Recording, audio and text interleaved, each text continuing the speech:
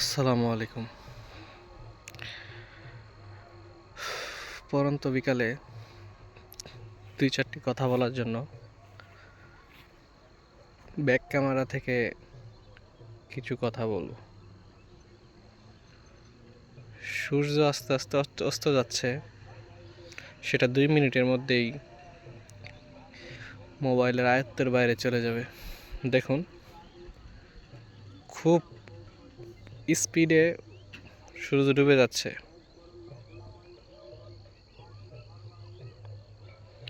সত্যি কথা বলতে এই পৃথিবীতে কিছু মানুষ আছে যারা অল টাইম বেশি বুঝে, আর দ্বিতীয়ত বেশি কথা বলে, খুব অল্পতেই অনেক বেশি সেন্সিটিভ এবং সেই কথাটাকে ধইরা নিয়া অনেক ঘুরাইব, পেঁচাইব, লাস্টে ঝগড়া পর্যন্ত বাঁধাইব। এরকম মানুষ আজকালকা খুব বেশি, নট রেয়ার। যেটা বলতে চাচ্ছি সেটা হচ্ছে, সূর্য কিন্তু ঠিকই ডুবে যাবে, ওই ব্যক্তিটার রাগও কিন্তু এক সময় ঠিকই চলে যাবে, কিন্তু ওই যে সামান্য কথার কারণে যে কিছু কথা বলবে, অর্থাৎ ঝগড়ার মতো একটা বিবাদ সৃষ্টি করবে, সেই বিষয়টা কিন্তু মন থেকে কখনোই যাবে না।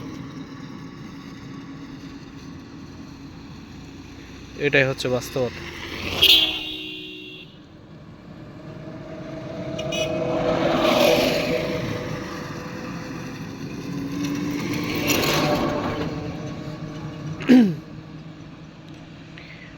এই পৃথিবীতে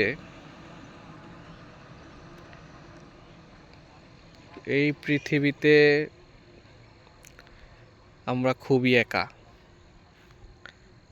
আমাদের কোনো অস্তিত্ব ছিল না।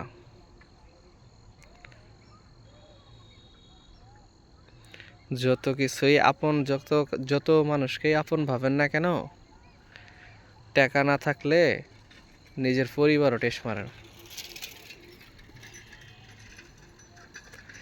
টাকা না থাকলে নিজের পরিবার কেন, পৃথিবীর কেউই আপনাকে দেখতে পারবে না।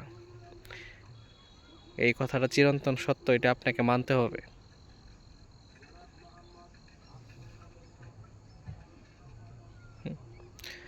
এক পাগল ঢাকা যাবে, সে হাইটা হাইটা ঢাকা যাবে। সূর্য কিন্তু তলায় যাচ্ছে, সে হাইটা হাইটা ঢাকা যাবে। তো সবাই জানে যে সে আগামীকাল ঢাকা যাবে। তো আগামীকাল ঢাকা যাবে। একজন লোক আইসা জিজ্ঞেস করছে, কিরে পাগল, তুই না ঢাকা যাবি? ও হ্যাঁ, গেছিলাম তো। তো চলে আসলে কেন? কয়, একটা ব্রিজের গোড়া পর্যন্ত গেছিলাম, যাইতে যাইতে সন্ধ্যা হয়ে গেছে, এই জন্য আর যাই নাই। ওখানে চিহ্ন রাইখা আইছি, আগামীকাল থেকে আবার যাইব, ওই জায়গা থেকে হাঁটা শুরু করব। তো এই কথার পিছনে একটা বিশেষত্ব আছে। দেখুন, সূর্য কিন্তু ডুবে যাচ্ছে। তো আগামীকাল কিন্তু ঠিক আবার সেই মানুষের সাথে কথা বলতে হবে, কিন্তু মাঝখান থেকে তার মনে একটা মন গালাগালি সৃষ্টি হইলো। এইটাই পৃথিবীর নিয়ম।